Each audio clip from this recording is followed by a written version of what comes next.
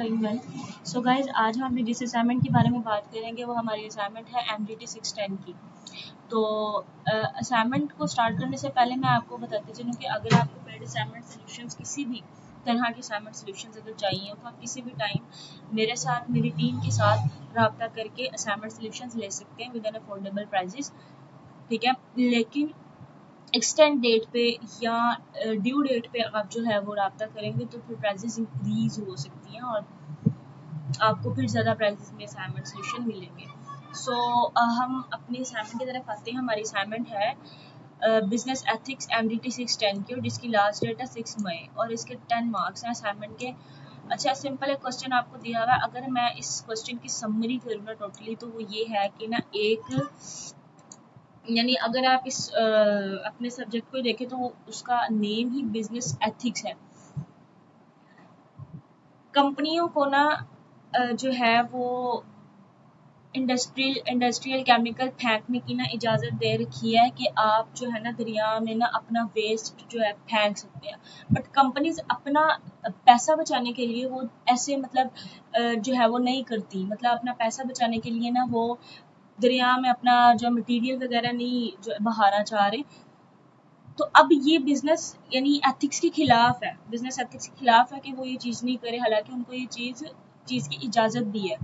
तो इसके अकॉर्डिंगली कुछ आप लोगों को क्वेश्चंस दिए हुए हैं जिसमें कि 2 मार्क्स जो है ना टोटल ईच क्वेश्चन का, और 5 आपके क्वेश्चन है, और टोटल 10 मार्क का आपका जो है ना असाइनमेंट है। तो फर्स्ट क्वेश्चन में कह रहा है कि green code decision to consider ethical valid under universalizability if it depends on a varying the legal standard across the countries। First आपको यूनिवर्सलाइजेबिलिटी के बारे में आपको एक लीगल स्टैंडर्ड बताना है कंट्रीज का। दूसरे में आपको कह रहा है does the everyone in industry does it argument satisfy of test यूनिवर्सलाइजेबिलिटी।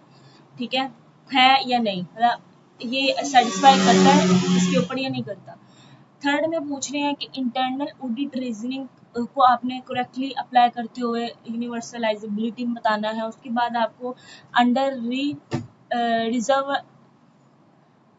Under reversibility would green code policy ethically acceptable decision makers है या नहीं, ये बताना आपको। पांचवें में कह रहा है कि कंबाइनिंग यूनिवर्सलाइजेबिलिटी और reversibility necessarily challenge green codes claim of being ethically responsible.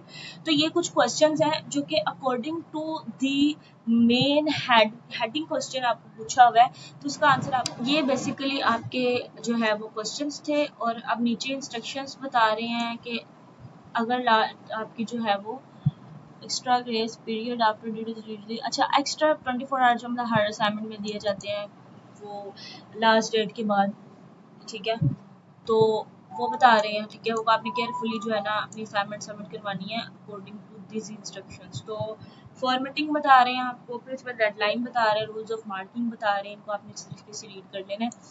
और उसके बाद आपको बता रहे हैं कि प्लीज़ प्रोएक्टिव मतलब नोटिस MGTs की खास तौर पे असाइनमेंट्स मैंने देखा है कि नोटिस जो है वो लास्ट पे ये दे रहे हैं कि पाकिस्तान में जो है वो जो है ये इलेक्ट्रिसिटी का बहुत इशू है, तो आप लोड शेडिंग का इशू है, तो आप टाइमली अपने असाइनमेंट सबमिट करवाएं। अच्छा, हम आंसर फाइल की तरफ चलते हैं अपनी। तो हमारी आंसर फाइल है कुछ ये, आपने सिंपल क्वेश्चंस को देखते हुए अपना आंसर करना है। ठीक है, तो ये आपका ग्रीन कोड डिसीजन का ये पहले क्वेश्चन का आंसर है। उसके बाद एवरीवन इंडस्ट्री आर्गुमेंट सेटिस्फाई यूनिवर्सलाइजेबिलिटी, ये तो आपका दूसरा। ठीक है, उसके बाद आपका तीसरे का आंसर ये है, और फिर उसके बाद under reversibility policy ethically acceptable है या नहीं, उसका ये है, और पांचवें का आंसर आपका ये है। तो जैसे कि ये आपकी आंसर फाइल थी, और इस तरह से आपको बस अपना जो है वो आंसर प्रेजेंट करना है। और किसी भी चीज़ की नीड हो, आपको प्रोजेक्ट हैंडल करवाने हैं, जैसे कि आप देख रहे होंगे प्रोजेक्ट जो है वो अब सिलेक्शंस वगैरह कल हो चुकी है। तो अगर आपको किसी भी किस्म का प्रोजेक्ट करवाना है तो आप किसी भी टाइम हमारी टीम से मेरे साथ कांटेक्ट करके अफोर्डेबल प्राइजेस में जो है वो प्रोजेक्ट्स भी करवा सकते हैं। एंड असाइनमेंट सॉल्यूशंस को मैं बता चुकी हूँ। तो मिलते हैं एक न्यू वीडियो में न्यू असाइनमेंट के साथ। अल्लाह हाफ़िज़।